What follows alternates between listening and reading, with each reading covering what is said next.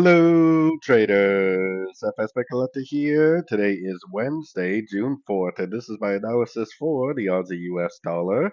If you haven't done so already, definitely do check out my free Discord channel, which is linked down here in the corner at the end of the video. And make sure to take a look at my website, fxpipcollector.com. Watch the video on my home screen to learn more. So, anyways, the Aussie dollar is continuing to be in this very sideways channel that we got going on right here. I mean, I definitely do not disagree with anybody that thinks that this could be ABC down of A, and this could be like a wave B, and this potentially could be now going down for a wave C, like a 333, like a WXY, or possibly just a distorted looking ABC correction.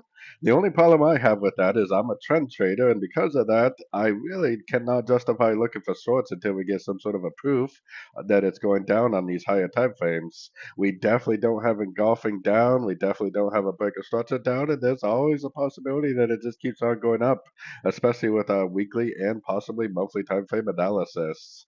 So taking it down to the 1 hour time frame, we definitely got a move going to the upside right now, but I do see a possibility of this being impulsive down and then one up, three down and one up.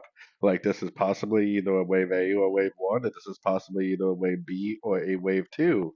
So if we do get like an engulfing move to the downside on maybe the 1 hour, 30-minute time frame at one of these Fibonacci retracement levels like this, then you definitely could go short and maybe learn at the same time whether it goes down and makes a wave C like that, or whether it becomes very impulsive to the downside, making a wave three.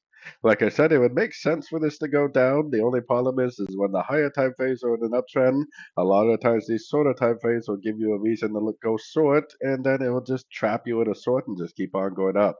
So be a little bit cautious with your counter trend trading because the higher time frames are definitely still in an uptrend.